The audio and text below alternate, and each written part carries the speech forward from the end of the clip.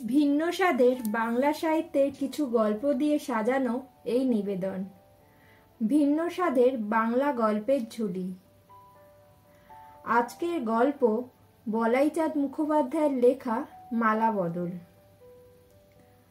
বলাইচাঁদ মুখোপাধ্যায় জন্মেছিলেন 19শে জুলাই 1899 সালে অবিভক্ত ভারতবর্ষের বিহার রাজ্যের মণিহারিতে। তিনি একাধারে ছিলেন কথাসাহিত্যিক, নাট্যকার ও কবি। তিনি মূলত চিকিৎসক ছিলেন। তার লেখা উপন্যাসগুলি হল ভুবন সোম, অগ্নিশ্বর, তীর্থের কাক, মৃগয়া প্রভৃতি, এবং ছোট গল্পের মধ্যে বনফুলের গল্প, তিলোত্তমা, অগ্নিশ্বর, অর্জুন পণ্ডিত প্রভৃতি। তার লেখা ছোট গল্পে তার জীবনদৃষ্টি ও চেতনার সম্পূর্ণ প্রকাশ ঘটেছে।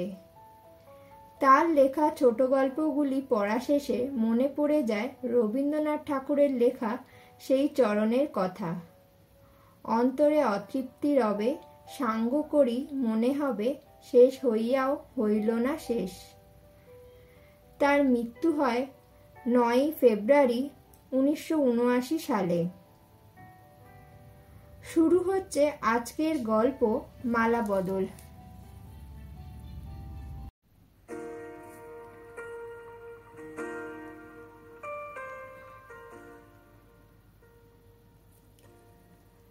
গভীর রাত্রি, আকাশে জ্যোৎস্নার পাথার।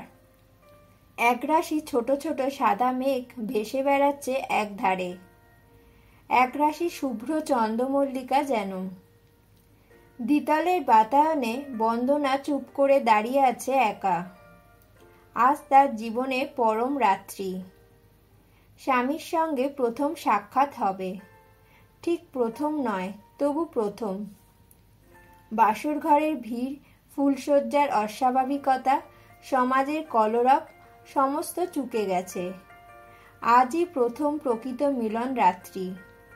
নিরালা জ্যোৎস্না যামিনী নিবিড় হয়ে আসছে। চোখ গেল, চোখ গেল, চোখ গেল, ধাপে ধাপে সুর চড়িয়ে ডেকে উঠল পাখিটা। জ্যোৎস্নায় শিহরণ লাগলো। খোপা থেকে বেলফুল পড়ে গেল একটা। ফুলটা হাসছে। আকাশের ছোট ছোট মেঘগুলি রূপান্তরিত হয়েছে। চন্দ্রমল্লিকা রাশি নেই।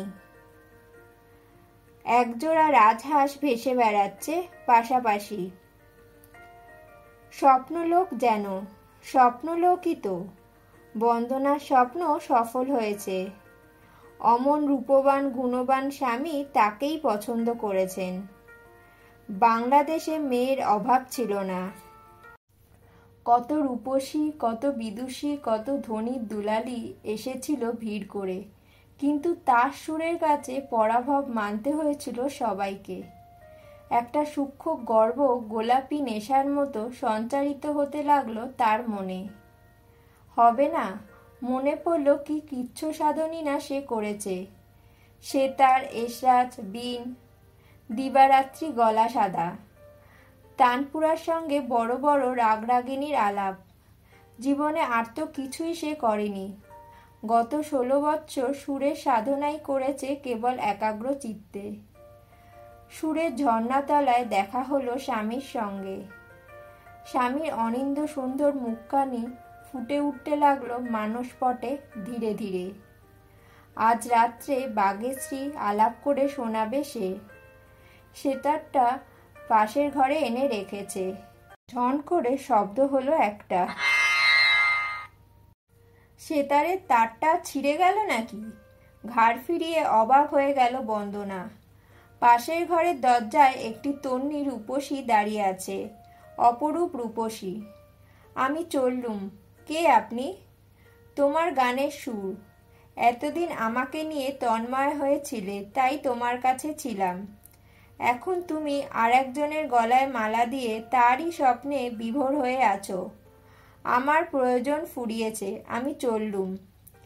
বন্দনাকে কিছু বলবার অবকাশ না দিয়ে বেরিয়ে গেল। মিলিয়ে গেল যেন। বিস্ময়ে নির্বাক হয়ে দাঁড়িয়ে রইল বন্দনা। অনেকক্ষণ দাঁড়িয়ে রইল। উন্মুক্ত বাতায়ন পথে আকাশের দিকে চোখ পড়ল। হংসমিথুন নেই।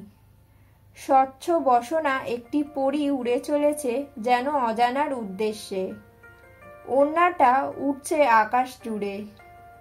হঠাৎ সে চমকে উঠল। পিছনের দিক থেকে চোখ দুটো টিপে ধরছে কে? নিঃশব্দ চরণে স্বামী কখন এসে প্রবেশ করেছেন সে টের পায়নি।